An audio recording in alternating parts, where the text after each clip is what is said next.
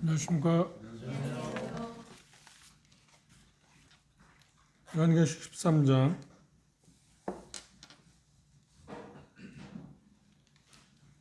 11절부터 끝절까지 18절 있는 말씀까지 한 절씩 교도하겠습니다. 13장 11절 제가 먼저 읽겠습니다. 내가 보매 또 다른 짐승이 땅에서 올라오니 새끼양같이 두 뿔이 있고 용처럼 말하더라. 그가 먼저 나온 짐승의 모든 권세를 그에게서 받고 땅과 땅에 사는 자들을 처음 짐승에게 경배하게 하니 곧 주께의 어떤 상처가 당한 자니라. 큰 이적을 행하되 심지어 사람들 앞에서 불이 하늘로부터 땅에 내려오게 하고 짐승 앞에서 하늘과 이적을 행함으로 땅에 거하는 자들을 위협하며 땅에 거하는 자들에게 이르기를 칼에 상하였다가 살아난 짐승을 위하여 우상을 만들라 하라. 저가 권세를 받아 그 짐승의 우상에게 생기를 주어 그 짐승의 우상으로 말하게 하고 또 짐승의 우상에게 경배하지 아니하는 자는 몇이든지 다 죽이게 하더라. 그가 모든 자, 곧 장자나 편자나 부자나 가난한 자나 자유인이나 종들에게 그 오른손에 명의 표를 받게 하고 너는 이 표를 받은 자 외에는 매매를 못하게 하니 이 표는 곧 짐승의 이름이나 그 이름의 수라. 지혜가 여기 있으니 존경하는 자는 그 짐승의 수를 세워보라. 그것은 장하시니 그의 수는 육의 주시니라. 예, 감사합니다.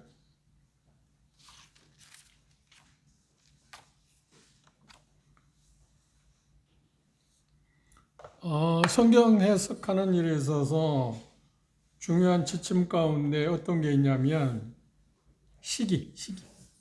그렇죠. 어느 때, 본문이 어느 때 이야기냐 하는 거 대단히 중요합니다. 그리고 주제가 뭐냐, 대상이 누구냐. 그렇죠? 그럼 지금 우리는 요한계시록 6장부터 19장의 내용은 시기가 어느 시기에 해당한다고 그랬죠? 환란 시대. 교회가 이미 휴거된 이후에 환란 기간 동안에 천국 복음을 믿는 사람들, 믿지 아니하는 사람들에 대한 이야기. 교회 시대는 아닙니다. 그걸 오해하면 심각한 교회감이 늦게 문제가 있을 수 있습니다. 그 점 기억하시고 주제에 대해서는 시기는 환란 기간 동안이라. 그렇게 해석하는 이유가 우리가 요한계시록 시작할 때지만 미래주의적으로 성경을 요한계시록을 해석한다. 그래서 요한계시록 주제가 딱 세 가지 있다고 그랬습니다. 첫째는 뭐라는 거예요? 이미 요한이 본 것, 그리고 요한이 있을 때 있었던 일, 아시아 7교회, 그 다음 장차 일어날 일들. 그래서 13장도 미래에 있을 일입니다. 우리는 이미 그때는 어디에 있다고요? 거듭난 사람들, 하늘에 휴거된 상태. 그걸 생각하시면서 바라보는 게 대단히 중요해요. 그렇지 않으면 대단히 혼란이 오잖아요. 우리 마음 가운데. 그래서 그런 부분을 이렇게 생각하는 게 됩니다. 여기 보면 13장에 가장 중요한 것은 두 인물이 나와 있습니다. 지금까지 요한 사도도 요한 1서에서 그런 표현을 했지만 그 당시 이미 초기 교회 시대에도 교회에도 거짓 적그리스도가 있었다고 그랬습니다. 그렇죠? 거짓 적그리스도들이 계속해서 지금까지 일어나고 있었는데 여기 13장에 나오는 마지막 적그리스도에서 절정을 이룬다. 그렇죠? 마지막 사람. 그리고 지금까지 역사적으로 있었던 적그리스도와는 다른 겁니다. 전혀 다른 인물입니다. 그리고 거짓 예언자들이 계속해서 역사를 통해서 계속 있었는데 여기 나오는 두 번째 짐승에 대해서 보는 것처럼 그 사람도 역시 거짓 예언자의 절정입니다. 마지막 꼭지점. 더 이상 그런 역할을 할 사람이 이제 없습니다. 그런데 이 두 사람은 그러니까 지난 본 것처럼 13장 1절에서 10절에 나오는 적그리스도 그리고 11절에서 18절에 나오는 거짓 예언자 이 두 사람에 대한 내용이 지금 13장의 전체적인 내용입니다. 지난 시간에 거짓 적그리스도에 대해서 우리가 생각했고요. 이제 여기 나오는 본문에 나오는 사람은 누구냐면 거짓 예언자입니다. 거짓 예언자에 대한 세 가지 주요 요소들이 나와 있습니다. 특징들이 나와 있습니다. 첫째, 그 사람의 배경이 뭔가요? 거짓 예언자의 배경을 어디서 나온다고 그랬나요? 땅에서. 적그리스도는 어디서 나온다고 그랬죠? 바다에서 나온다. 바다라고 하는 말은 이방인의 세계라고 일반적으로 그렇게 이야기하지만 2절, 3절에서 이야기하고 있는 것처럼 로마에 지배했던 나라, 마지막, 그러니까 열국이 지배했던, 제국들이 지배했던 나라들 가운데 마지막 네 번째 짐승이라고 일컬어지는 로마에서 지배하고 있던 그런 문화권에서 이 사람이 나올 거다. 그렇게 우리가 추정해 볼 수 있습니다. 그런 부분들. 그게 우리가 그것을 다니엘서 7장에서 우리가 그 내용을 자세히 우리가 봤지 않나요? 그걸 한번 읽어보라고 했잖아요. 그 읽어보니까 이 13장 적그리스도의 그 배경하고 여기 말씀하고 있는 내용하고 같은 내용을 이야기하고 있다. 그러니까 다니엘은 예언했고 지금 그 예언에 의해서 요한 사도는 그게 현실적으로 이루어진 것을 봤어. 그런데 그 당시도 요한이 봤을 때도 미래의 일이고 지금 우리의 시각에서 봐도 미래의 일입니다. 그것도 언제 이루어질지는 모르죠. 그러나 우리가 알는 것은 가까웠다고 하는 것은 틀림없습니다. 그런데 이 두 번째 인물인 거짓 예언자의 모습은 어디에서 나오냐고 하면 여기 보면 땅에서 나왔다고 그래서 땅에서 11절 보십시오. 내가 보면 또 다른 짐승이라는 같은 종류의 짐승이라는 거예요. 같은 종류의 짐승이란 말은 여기서 어떤 제국이나 뭘 이야기하는 게 사람을 지금 지칭하고 있습니다. 적그리스도에 대해서도 사람이었고 여기 거짓 예언자도 사람입니다. 그런데 이 사람은 어디에서 나오느냐 하면 땅에서 나온다. 땅이 뭘 이야기하냐, 어디를 이야기할 거냐 하는 것에 대해서 여러 가지 이야기하고 있습니다. 일반적으로 이스라엘 출신일 거다. 그렇게 이야기할 수 있는 이유가 뭐냐 여러 가지 있는데 그 중에 특이한 게 다니엘서 9장을 한번 보실까요?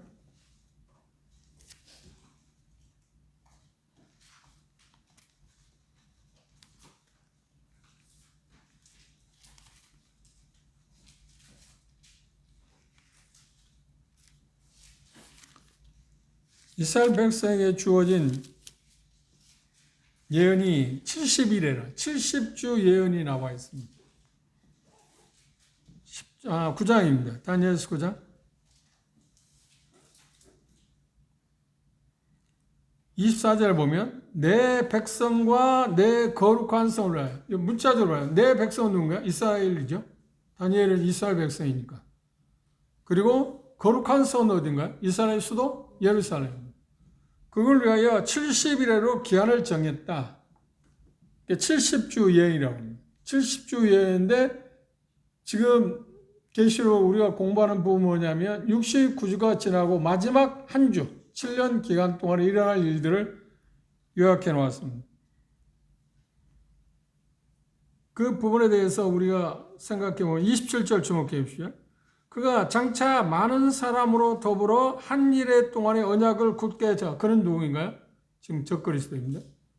적그리스도가 바다에서 올라온 그 사람이 지금 한 일해 동안, 일해는 7년입니다. 동안의 언약을 굳게 정하겠고 그가 그 일의 절반에 그리고 후 3년 말이라고 우리가 생각했습니다. 제사와 예물을 금지할 것이고 또 뭐라고 그랬나요? 강포에서 미운 물건이 날개를 의지하여 설 것이며 또 이미 정한 종말까지 진노가 황폐할 때까지 자에게 쏟아질 거라고 이야기했습니다.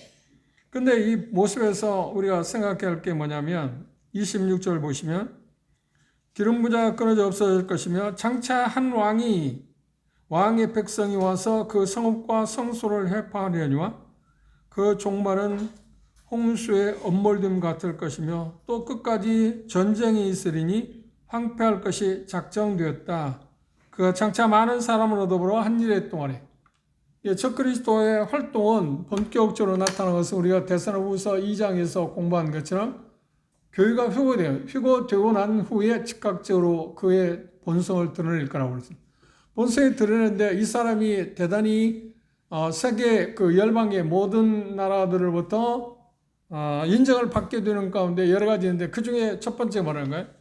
이스라엘과 평화 조약을 합니다.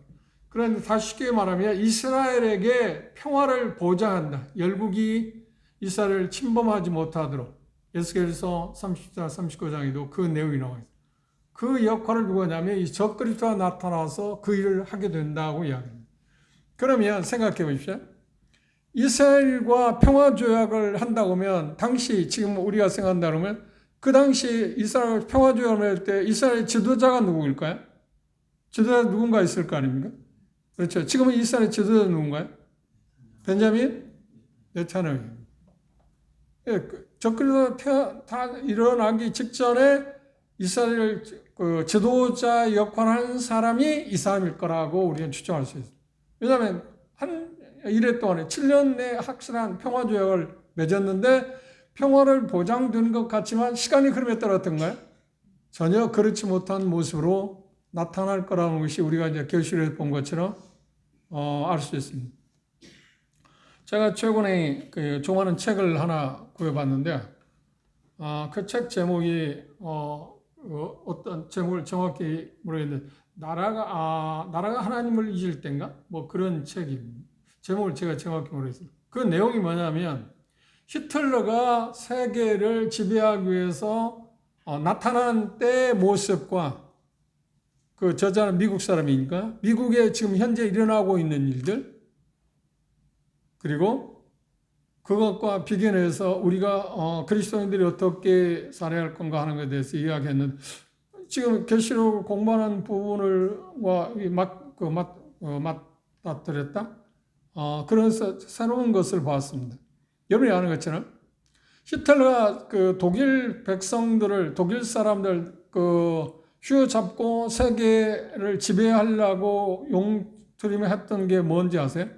그 당시 1차 대전에 패배했기 때문에 독일은 정치적, 경제적 모든 면에서 말할 수 없이 어려웠습니다. 정말 어려웠습니다. 인플레이션이 너무 강해가지고 예를 들어 말하면 커피 한 잔을 마시기 위해서 돈다발을 갖고 가야 할 정도. 마르크화가 완전히 땅에 떨어져서 어떤 것도 할 수 없는 그런 상황. 근데 그걸 틈탄 거예요. 그때 히틀러가 독일 백성들에게, 독일 국민들에게 뭐라고 했냐면, 내가 지도자가 된다면 이걸 극복하겠다. 그리고 세계에서 정말 부강한 나라를 만들 수 있다.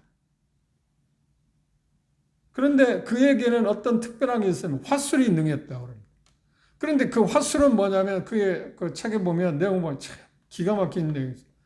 그런 선전을 하는데 거짓 선전. 그래 백성들을 그 어려움 가운데 있는데 그걸 회유하기 위해서 엉뚱한 말을 해서 백성들을 회유했습니다. 그런데 그게 먹게 될까? 제가 책을 보면서 이성조사를 먹혀갈지 않을 것 같은데 대다수가 그림 넘어갔어요. 그래서 당신이 한다. 그리고 그가 특별히 주장한 게 뭐냐면 이스라엘 사람들은 이스라엘 사람은 사람이 아니고 짐승이다. 그러니까 이스라엘 사람들 아무리 죽인다 해도 우리가 닭을 잡아먹는 것처럼 돼지를 잡아먹는 것은 죄가 아니에요? 죄가 아닌 거야. 그렇게 만들었어. 법을.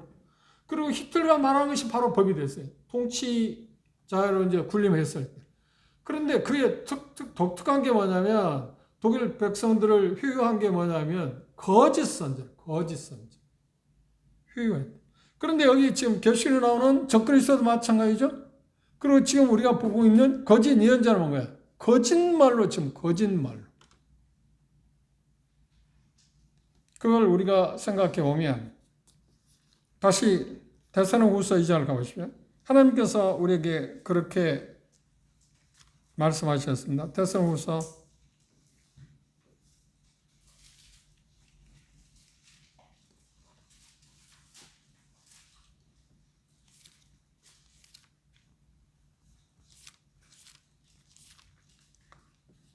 2장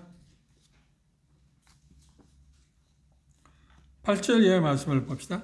그때 불법한 자가 나타나니, 불법한 자가 누군가요? 앞에서 말한 대로 지금 적그리스도입니다. 나타날 건데 언제 나타난다고요? 막는 자가 있어 그 중에서 옮길 때까지 할 거다. 그러니까 옮겨치며 막는 자가 누구라고 그러나요? 성령님, 교회라고 그랬습니다. 그때 불법한 자가 나타나리니 주 예수께서 그의 입의 기운으로 저를 죽이시고 강림하여 나타나심으로 패하실 거다. 그건 결과입니다. 그런데 그 결과가 이루어지기 전에 어떻게 하냐면 9절에 보면 악한 자의 임함은 사단의 역사를 따라, 그러니까 적그리스도도 마찬가지고 여기 나오는 거짓 예언자도 그거예요. 배경은 누가 지금 그 역할을, 그 능력을 주었나요? 그리고 사단이 그 적그리스도나 거짓 예언자 그런 능력이 있는 게 아니에요.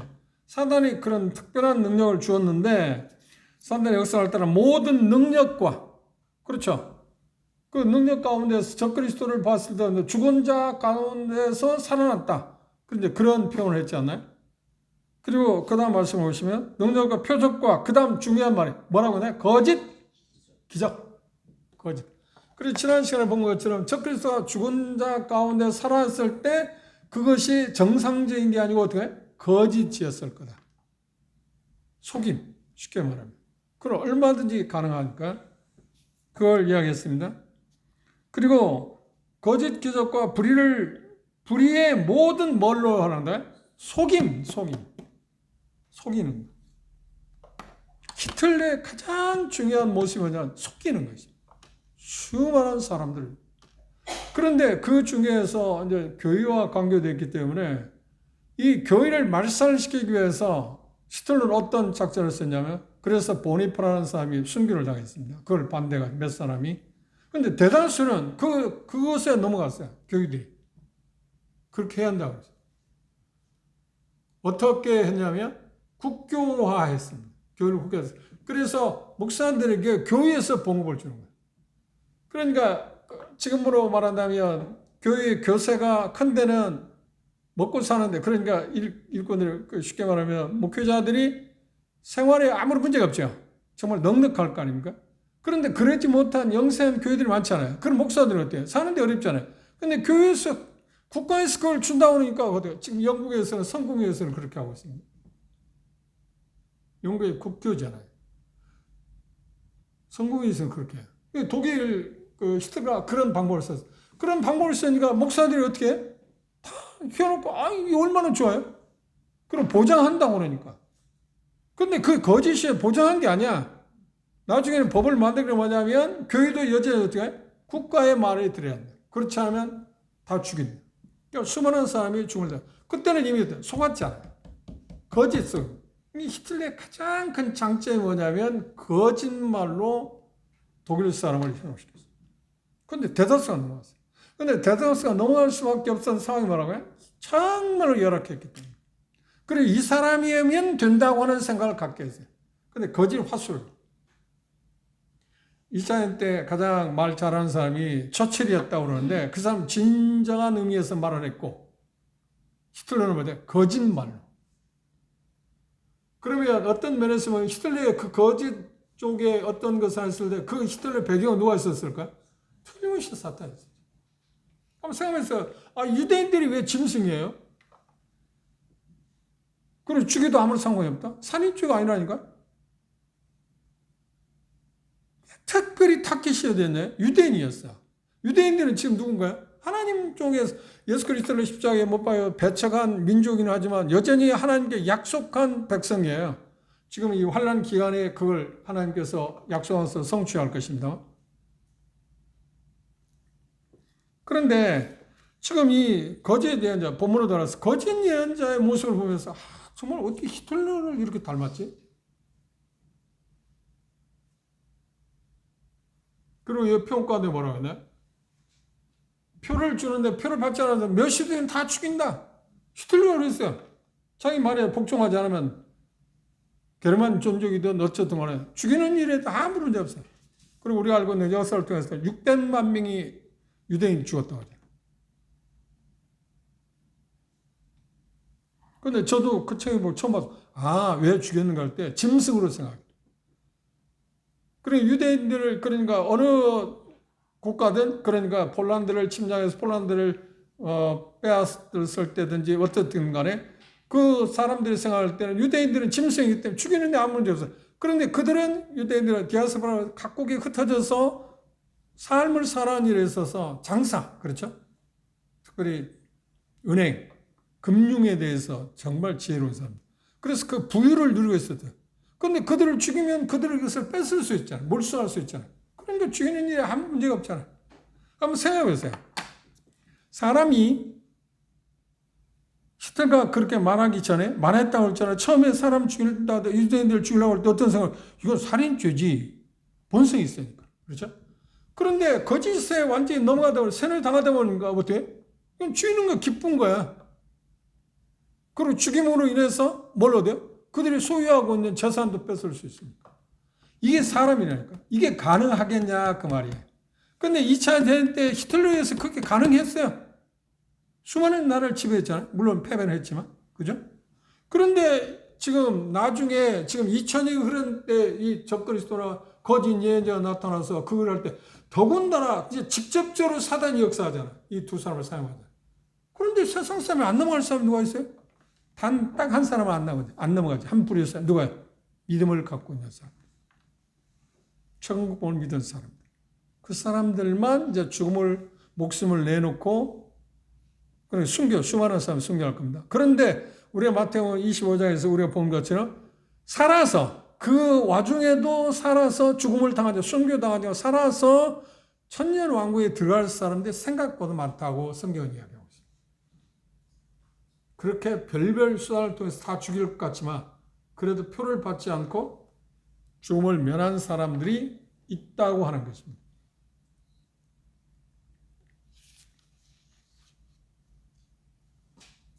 그런 면에서 보면 지금 이 땅에서 올라온 새끼양 같다.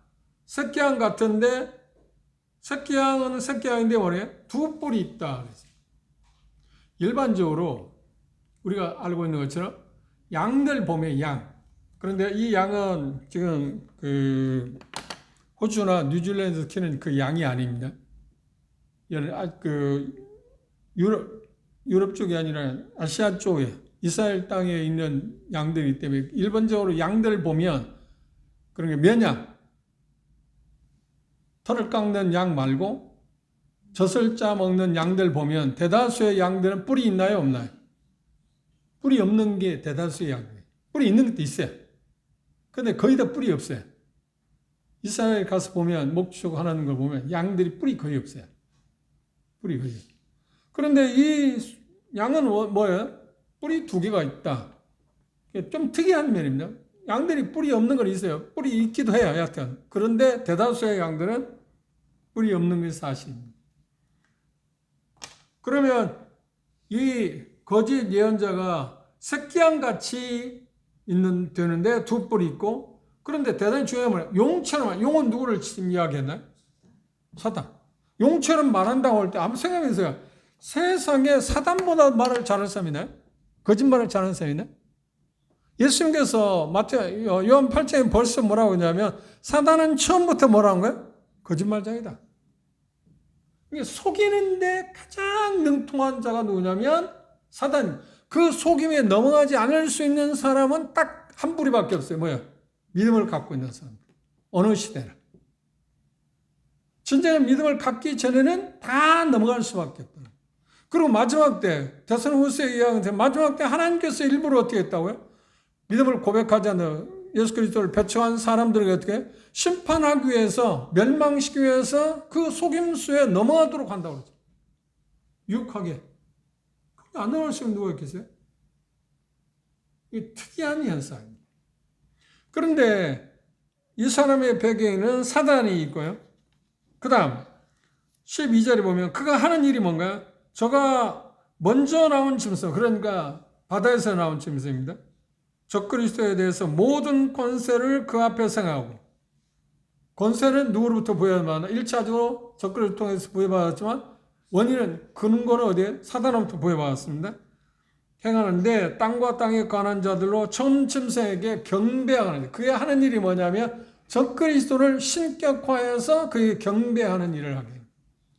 이게 이 사람이 하는 일. 그러면 이 사람이 한번 생각해보세요. 당대 그 환란기한데 수많은 유대인들이 지금 생존해 있을 겁니다. 그들을 향해서 말하기를 이 사람이 그리스도다. 적그리스도가 아니라 그리스도다. 그리스도니까 경배해야 해요, 경배하지 않아요? 경배하지 않아요. 그런데 얼마나 화술이 능하면 많은 사람들로 하여금 이 사람 적그리스도가 그리스도라고 해서 경배하게 해서. 그런데 그걸 뭐라고 해? 거짓된 것을 통해서. 그런데 그 능력을 누가 줬다고요? 사단이. 참 상상할 수가 없습니다. 상상할 수 없는데 제가 읽은 그 책에서 히틀러가 그런 능력을 갖고 있어요. 독일 사람 똑똑하지 않아요? 지금도 똑똑한 사람들인데. 그런데 왜 그 독일 사람들이 자기의 모든 것을 히틀러에게 걸었을까요? 말도 안 되는 주장을 다 받아들였을까요? 이게 속임수인 거예요. 속임수. 그런데 그게 히틀러의 작전 가운데 가장 큰 게 뭐냐면 선전이라요. 선전. 거짓 선전. 아무리 똑똑한 사람도 어려움 가운데 있으면 그렇지 않은 것들에 대해서 계속해서 집중적으로 이야기하게 되면 넘어갑니다. 물론 대다수가 그렇게 넘어갔지만 양심 있는 사람 어떻게 저건 아닌데 하면서도 넘어가지 않음으로 말하면 죽음을 당한 사람 많겠죠. 히틀러 때도 마찬가지지만.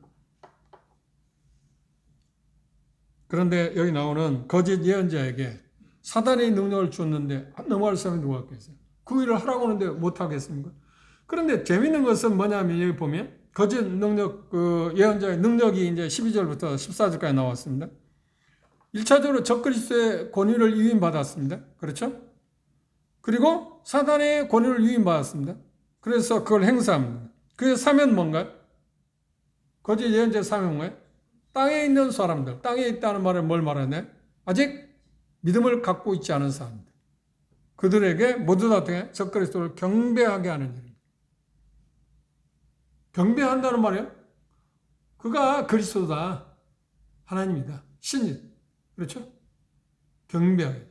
그러면 생각해보세요. 적그리스도가 경배를 받을 때 실상은 누가 경배를 받고 있나요? 사단이. 사단.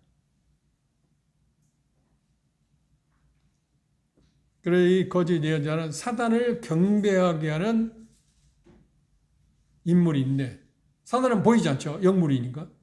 보이는 적그리스도를 내세워서 그렇게 한다. 그렇게 하는 일에 대해서는 여기 보면 어떻게 그렇게 했을 때 첫 번째로 적그리스도의 치명적인 어떤 부상을 낫게 하는 그런 역할을 했잖아요. 사단이 그랬습니다. 근데 그것은 뭐라고요?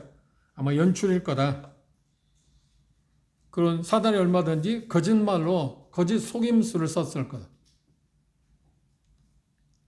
살고 죽는 것은 하나님께 달려있지 사단이 할 수 있는 건 아니잖아요. 그러니까 당연히 거짓 이적을 통해서 그걸 했을 거라고 그랬습니다.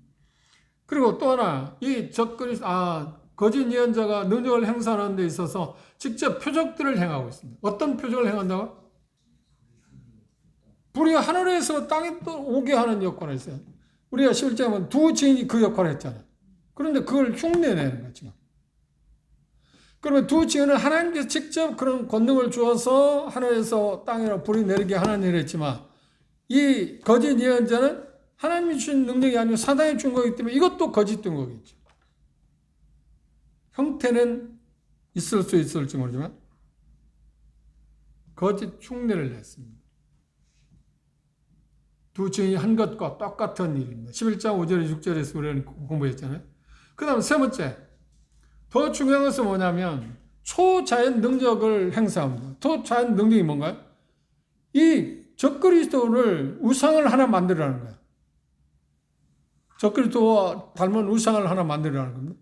그 우상을 만들어 왔는데 그 우상이 뭘 한다고요? 말을 하게 한대요. 말을 한다. 지금 우리가 뭐 요즘 뭐 AI 로봇 시대에 해갖고 뭐 휴먼 로봇 해갖고 뭐 로봇들이 뭐 경기도 하고 뭐 복싱도 하고 막 그러더라고요. 중국에서는 그렇게 발전했더라고요. 그런데 그런 우상을 만들어 놓고 활동하게 한다. 지금 우리가 보는 현실입니다. 그런데 그것들이 지금 현재는 기술로 AI 기술 말은 못 하잖아요. 그런데 AI 기술이 발전하면 말하게 하는데 쉽게 쓰지 못하겠어요. 얼마나 하겠죠. 지금 우리의 사람의 능력으로도 우리가 보고 있는 것처럼. 그건 현실적인 거야. 이게 터무니없는 게 아니야. 그런데 사단이 주는 능력이 이 거짓 예언자에 주는데 우상을 만들고 우상이 말하는 일이 쉽겠어요? 어렵겠어요? 허무 맹랑해요? 아니라니까. 지금 과학이 그걸 말하고 있잖아요. 지금 우리가 살고 있는 과학을 얼마 후에는 그 로봇을 만들고 로봇가 말할 것입니다. 얼마 전까지만 해도 한 20년, 30년 전에 그걸 우리가 받아내 말도 안 되는 소리. 어떻게 사람 모양을 따갖고 그것들이 움직이고, 그렇죠? 뭔 일을 할 거고. 그리고 심지어 그걸 말할 거라고요? 아니요. 아마 몇 년 후에 틀림없이 로봇가 말을 할 것입니다. 틀림없이. 아마 지금 현재 아마 그걸 하고 있을지도 모릅니다. 그런데 그것까지는 지금 그 방송, 뉴스에 나오진 않습니다. 근데 조만간에 우리가 생각할 때 2, 3년 안에 그 로봇들이 말할 것입니다. 틀림없이. 행동하는 뿐만 아니라 말을 하게 될 것입니다. 그런데 우상을 만나는데 우상이 말하는 걸 볼 때 세상 사람이 어떻게 있어요? 넘어갈 수밖에 없잖아요. 그것에 대해서 저항할 사람 누가, 안 받을 사람 누가 있겠어요?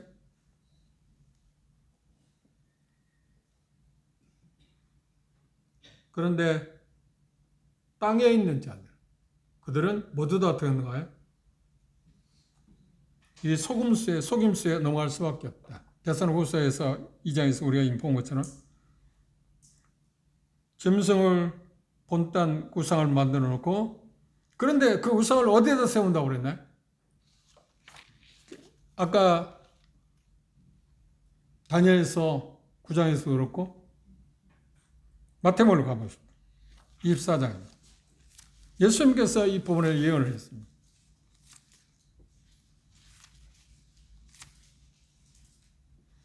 마태복음 24장 15절입니다.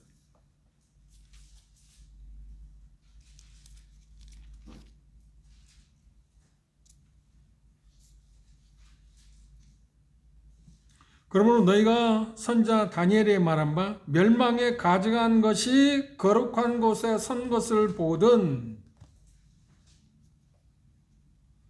멸망에 가져간 것이 누가복음에서는 뭐냐면 이방인들이, 그러니까 노마가 예루살렘을 에워싸는 것이라고 하는 표현을 썼습니다.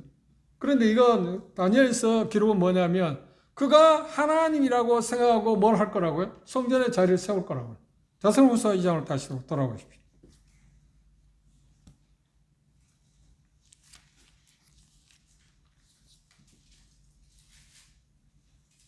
4절, 데살로니가후서 2장 4절 함께 읽어봅시다. 시작. 저는 대적하는 자나 범사 일컫는 하나님이나 숭양을 받는 자 위에 뛰어나 자존하여 하나님의 성전에 앉아 자기를 보여 하나님이란다.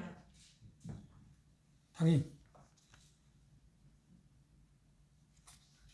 그 일을 하게 하는 일을 누가 한다고요 지금? 거짓 예언자가 그 일을 하게 한다고 이야기하고 있습니다. 그런데 그게 가능한 게 뭐냐면 그가 죽었다가 살아났잖아요. 적그리스도가 죽었다가 살아났잖아요. 여튼 그렇죠? 이미 그걸 모든 사람들은 보았잖아요.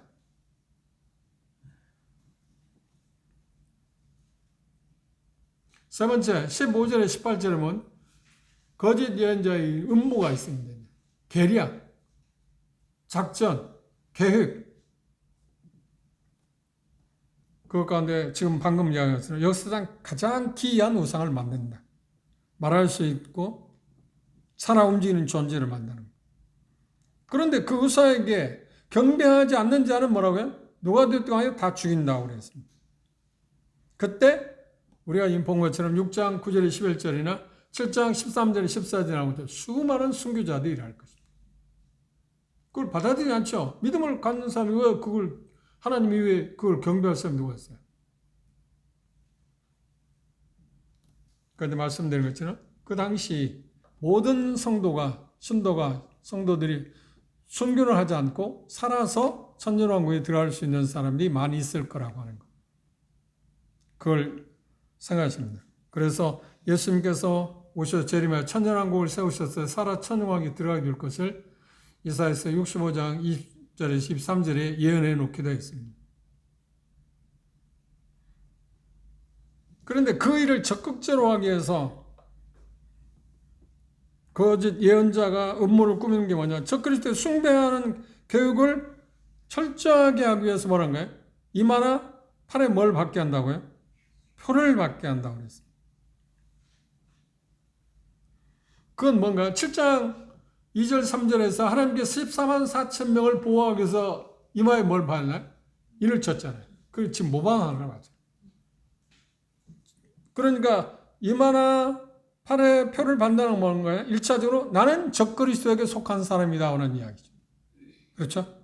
그리고 나는 적그리스도를 하나님으로 생각하고 경배하는 사람이라고 하는 표시입니다. 그런데 그것을 받지 못한 사람들은 충성성 추종자다라는 의미고, 그리고 또 한마로 말하면 그걸 받는 이유 가운데 빼놓을 수 없는 게 뭐냐면, 나는 어떤 일이 있어도 하나님께서 지금 예수 그리스도를 통해서 세상을 지금 심판한다고 하는 것을 받아들이지 않고 적그리스도가 그걸 막아줄 거라고 지금 기대한다. 그럼 막아줄 거라고 생각하고 표를 받는다는 의미도 있습니다. 나는 완전 추종자라는 의미도 있지만 적그리스도가 예수 그리스도를 막아낼 거다. 그래서 그분이 이 땅 가운데 오셔서 우리를 심판하는 것을 막아낼 수 있는 사람이라고 하는 표시를 그들이 갖고 있다는 그 의미를 지금 부여하고 있습니다. 두 가지 의미가 있습니다. 하나는 가담자라고 하는 거, 추종자라는 의미도 있고, 또 하나는 뭐예요? 14만 4천명에 하나님 인을 쳐서 어떤 세력이 와도 그를 보호한 것처럼 이제 표를 받게 되면 하나님에 의해서 보호를 받게 할 사람이다. 나는 하나님에 의해서도 어떤 재앙도 받지 않을 사람이라고 하는 그 표시로 그들은 표를 받았다는. 그럴듯하지 않아요? 그죠? 히틀러도 그랬습니다. 히틀러는 표를 준 건 아니야. 이만한 어떤 표시를 한 게 아닙니다.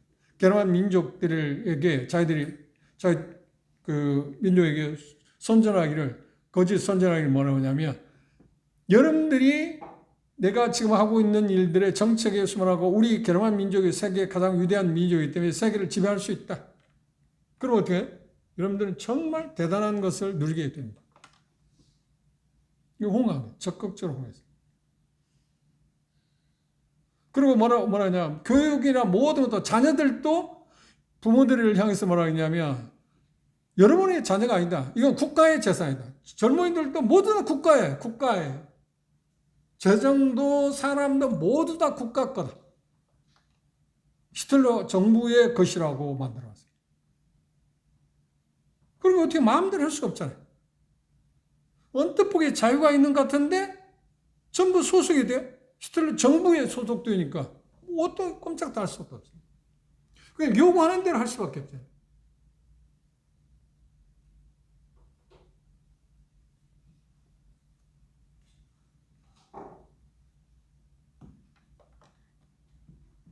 적그리스도는 세계 경제, 그러니까 통합시할 때, 7년 시작할 때 평화를 보장할 뿐만 아니라, 한번 우리가 연상해 볼 수 있는 게, 자, 우리가 지금 이렇게 국제적으로 여러 가지 어려움도 있기도 하지만 이제 살고 있습니다.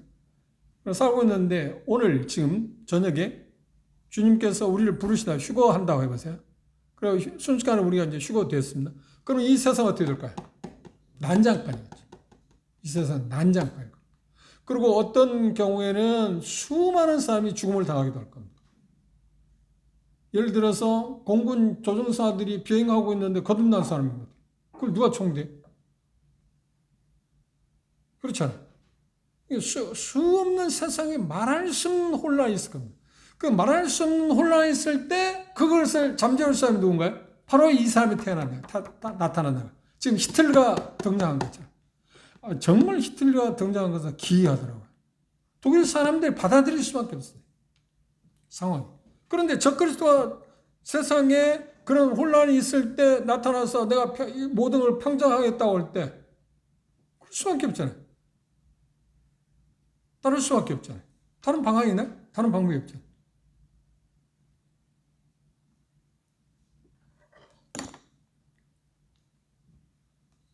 그리고 정치적으로, 종교적으로, 경제적으로 모든 것을 자기 손안에 주었습니다. 자기 마음대로 할 수 있어요. 통제합니다. 그런데 어떤 면에서 우리가 이제 그것을 현재 잘 사용하고 있잖아요. 현금을 여러분들이 사용하는 일이 많나요? 카드를 사용하나요? 카드를 거의 사용하죠. 저도 용인 시장 장날에 가서 뭘 살 때는 어쩔 수 없이 현금을 줍니다. 그러나 그러기 전에 현금 준 일이 없어요. 카드 결제.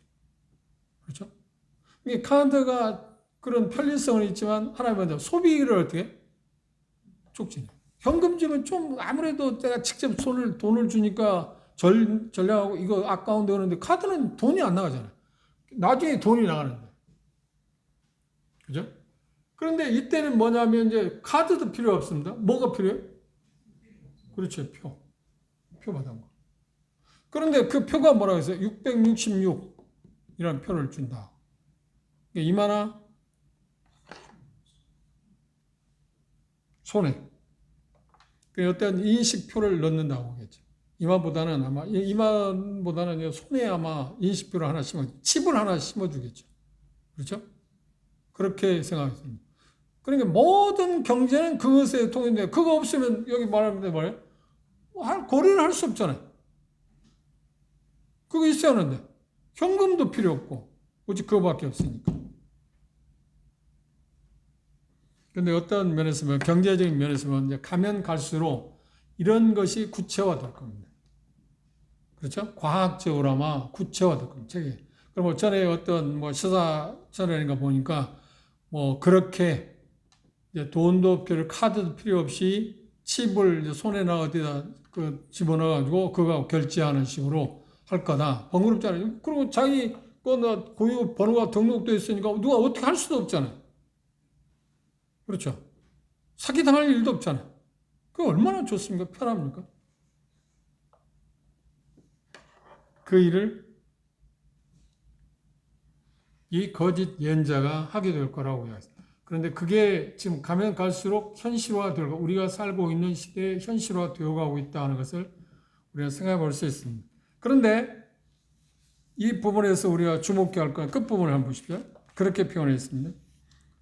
표를 받게 하고 누구든지 이 표를 가진 자 위에는 매매를 못해요. 그럼 매매를 할 수가 없죠. 아니 칩이 있어야만 매매를 먹고 사고 팔고 하는데 그게 없는데 어떻게 하겠습니까? 이 표는 곧 짐승의 이름이나 그 이름의 수다. 그 이름이나 그 이름의 수라고 말할 때 그 이름의 수가 뭐라 했나요? 사람의 수니 666이다. 666이라는 것 때문에 많은 학자들이 이게 뭐냐고 막 이런 이야기 저런 이야기. 그런데 헬라의 말에 우리나라 말은 그런 게 없지만 헬라 말에 그 단어의 숫자표가 된답니다. 어떤 단어는 10, 어떤 단어는 20, 어떤 단어는 60, 그렇게. 그래서 가이사 네로 황제 있잖아요. 그 당시 사람들이 네로 로마 문자로 이렇게 기록해서 풀어보면 666이라고 하는 사람이 있습니다. 숫자 풀이에 있어서. 여러 사람이 나왔어요. 그리고 꽤 오래됐습니다만, 중동의 어떤 미국의 사람인데 특사 역할을 제대로 한 사람이 있습니다. 그 사람이 안경 써 키신저라는 사람 아시죠? 그 사람 이름을 풀이하니까 그 사람 유대인이라고 말 들었습니다. 풀이하니까 그 사람이 660이다. 이름을 단어를 풀어서 노마자로 풀어서 보니까 그렇다고 이야기하고 여러 형태를 이야기하는데 그런 부분에 대해서 우리가 생각하지 않는 게 좋겠다고 생각해요. 그런데 여기 표현 가운데 왜 그런가 한번 보시면 여기 표현했습니다. 그 이름의 수라 그리고 19절을 보시면 지혜가 여기 있으니 총명 있는 자는 그 짐승의 수를 세어보라 그랬어요. 총명 있는 자라고 할 때 이 총명 있는 자는 누구를 말하겠습니까? 그 당시에 지금 우리 쪽에서는 측정할 수 없고 그 당시에 사는 사람들 가운데 지혜로운 사람들은 그 666이라는 말이 짐승의 수인데 뭔가를 이해할 수 있을 거라고 하는 겁니다. 이걸 그렇게 생각하는 게 제일 좋을 거다. 그리고 또 하나 문자적인 의미에서 보면 그 수는 사람의 수인데 666이다. 사람의 수가 666이라는 말대로 문자적으로 이야기하면 완전 수가 우리가 일반적으로 7이라고 말합니다. 이게 3번이나 7에 미달한 거, 그 666. 여전히 적그리스도가 아무리 그리고 거짓 예언자가 뛰어나다 할지라도 여전히 뭐라고요? 그렇지, 사람이다. 그도 여전히 사람이다. 그도 사람이다. 그렇게 이해하는 게 가장 합리적이라고 생각해요. 뭐 666이 뭘 표기하냐 하는 거 봐라. 그렇게 문자적인 의미에서 문맥을 통해서 보면 총묘에 있는 자는 그 짐승의 수를 세어보라고 그랬어요. 총묘에 있는 자는 그걸 짐승의 수가 666인데 그 의미를 이해할 수 있을 거다. 그러면 그것은 그 당시에 있는 사람들이 적그리스도의 어떤 모습을 통해서 이해를 하겠죠. 추정할 때 이런 이야기하고 저런 이야기 뭐 학자들은 간에 제가 갖고 있는 것 봐도 한 3개, 4개 그런 것들을 이야기하고 있는데 근데 그것보다는 그냥 단순하게 뭐 거짓 예언자도 적그리스도도 대단한 뭐 능력을 행하고 있지만 여전히 완전히 이르지 못하고 사람이다. 사람이 수라고 그랬으니까 사람이다. 미달이다. 여전히 미달이다. 완전한 인간은 아니다. 여전히 부족한 인간이라고 하는 것을 말하기 위한 거라고 생각하시면 될 겁니다. 그런데 그때 살아있는 사람들이 그걸 지혜롭게 생각해 보라. 그리고 그러면 적그리스도의 양태에 대해 그걸 말하는 것은 지금 요한이 말하고 있는 것은 뭘까요? 믿는 사람들은 그걸 좀 이해할 수 있을 거라는 거예요. 그 당시. 그러면 그걸 피할 수 있잖아요. 무슨 말 알겠어요? 그러면 피할 수 있는 방법이 뭔가요? 그 표를 안 받아야겠죠. 그 표를 안 받아야겠죠. 그런 면에서 이걸 해석하는 게 가장 좋은 게 아닌가. 그리고 좀 시사성이 있는데 어떤 학자들은 이렇게 표현합니다. 요즘 교황이 죽고 새로 교황이 선출됐죠. 그 교황이 선출되면 나타나서 뭘 쓰고 있죠? 머리에 그들은 대제사장이 쓰는 것처럼 관을 쓰고 있습니다. 그 관에 그 대사에 쓰는 그 교황이 쓰고 있는 관에 그 이름이 써 있답니다. 뭐라고 써 있냐면 하나님의 아들 대표라고 이름이 써 있답니다. 하나님의 아들 대표. 그걸 문자를 풀이하면 666이라고 말하는 학자도 있습니다. 노마자로 표기하면. 그래서 그렇게 말하는 사람은 이 거짓 적그리스도가 누구냐면 누굴 거라고요? 교황일 거다. 세계 종교를 대표하는 교황일 거다. 그럼 우리가 생각하는 대로 적그리스도는 누구라고 이야기하겠네? 그래, 로마의 속국에 있는 사람이면 그도 여전히 마찬가지겠죠. 그렇죠? 그렇게 해석하는 사람도 있습니다. 여러 종류, 다양해. 성경학자들, 여러분들이 혹시 그 요한계시록의 666이 누군가, 뭘 의미하는 걸 찾아보면 여러 학자들이 이렇게 표기하기도 하고 저렇게 표기하기도 하는데 그렇게 하지 말고 여기 말하고 있는 것처럼 그는 뛰어나다. 제 아무리 뛰어나고 한다고 할지라도 여전히 부족한 인간이다. 그걸 자기 자신이 표기한 것이 660이라는 표기한 것 자체가 그걸 증명하고 있다고 받아들이는 것이 합당하지 않은가 그렇게 받아들이는 게 필요할 거라고 생각합니다. 그런데 지금 우리는 앞으로 지금 현재 제가 본 것처럼 과학이 발전해서 AI가 발전해가지고 로봇가 사람 모양의 로봇가 춤도 추고 별짓 다 하게 합니다. 근데 나중에 이제 우리가 보기 얼마 후에 뭘 할 거라고요? 말도 하게 될 거야. 그런데 지금 그 과학이 그렇게 발전해 가고 있는데 우상을 엄청나게 아름답게 만들겠지.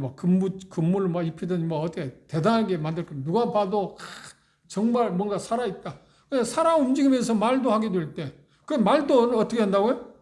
그냥 자기들이 단순한 말만 할 거라고요? 로봇처럼? 아니요. 자유차지. 그런데 그 말의 내용은 전부 다 뭐라고요? 거짓말. 그런데 그 역할을 누가 할 거라고요? 이 거짓 선자.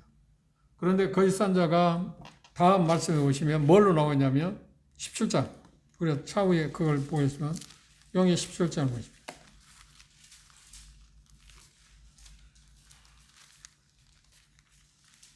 1절 주목해 보십시오. 또 7 대접을 가진 7 천사 중 하나가 와서 내게 말하여 가로되 이리 오라. 많은 물 위에 앉은 큰 음녀에 받을 심판을 내게 보이리라. 이 세계 종교의 우두머리입니다. 그래서 세계 종교의 우두머리가 누구일 거냐 할 때 교황일 거라고 말하는데 그렇죠. 좀 가능성이 있어 보이죠? 전혀 무관한 건 아니죠. 세계 종교가 드러나는데 그걸 음녀라고 표현했습니다. 그 누가 지금 여기 지금 이야기하고 있는 우리가 13장 이야기하는 거짓 예언자가 음료로 그리고 19장 20절 볼까요?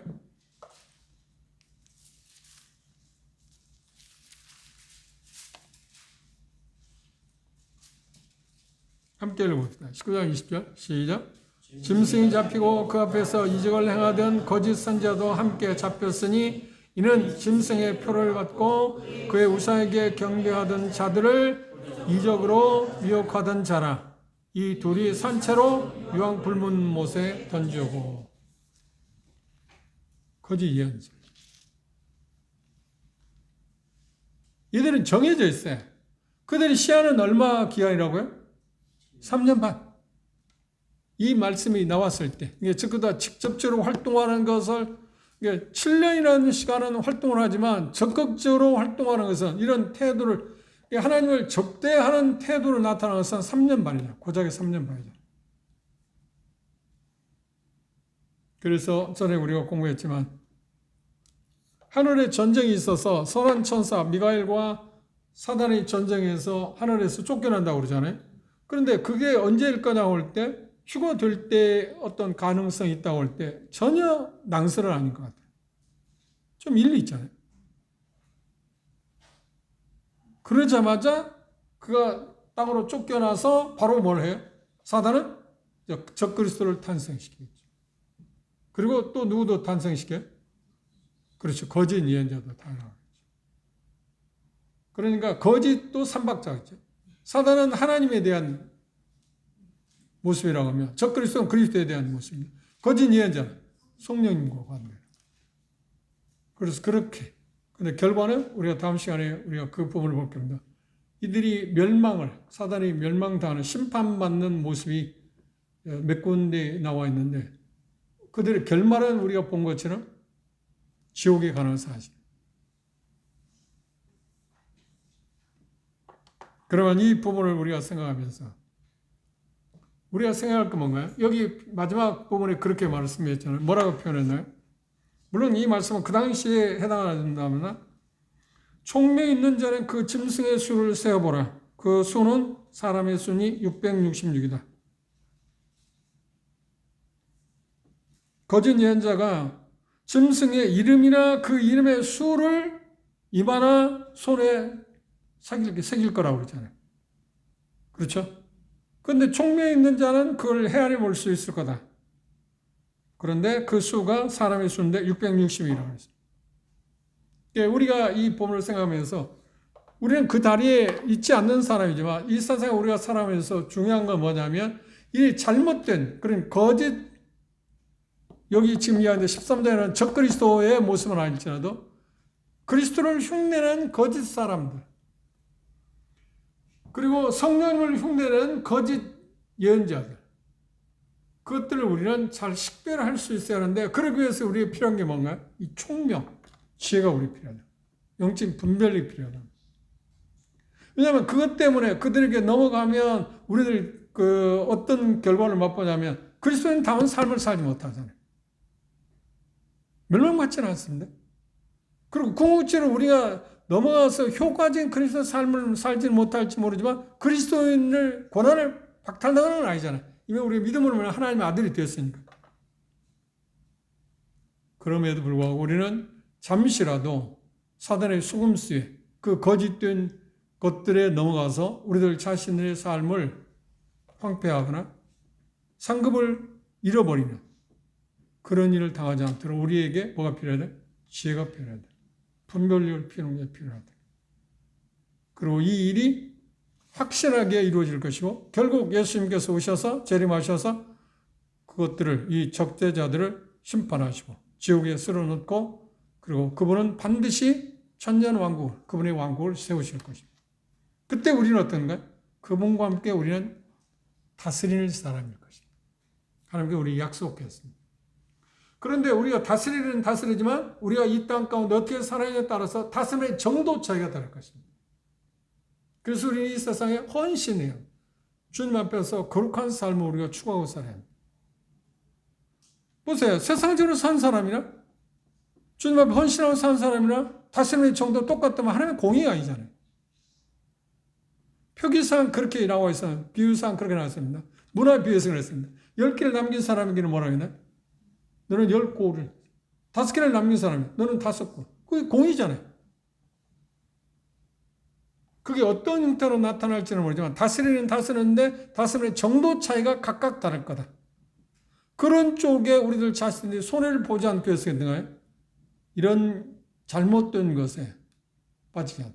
그런데 특이한 게 뭐라고 하나요? 지금 적그리스도나 이 거짓 예언자가 하는 이적들은 어떤 거라고요? 거짓된 거라고 했잖아요. 거짓. 진정한 이적은 뭔가 믿음을 고취시키는데 나와요. 그렇죠. 하나님의 말씀이 사실한 것을 증명하기 위한 거잖아요. 그래서 더 이상 이적이 필요 없잖아요. 이미 공정됐으니까. 그런데 거짓일수록 자꾸 그런 것들을 통해서 사람을 유혹한다. 현혹시킨다. 그런 것을 절대 넘어가지 말아요. 이게 이 본문에서 우리가 배워야 할 가장 중요한 교훈이라고 생각합니다. 다음 시간에 이제 14장부터 하나님께서 하시는 일들에 대해서 14만 4천 명에 대한 어떤 이야기를 다시 또 끄집어내시는데 그런 부분들에 대해서 우리가 생각해 보도록 하겠습니다. 기도 마칩시다.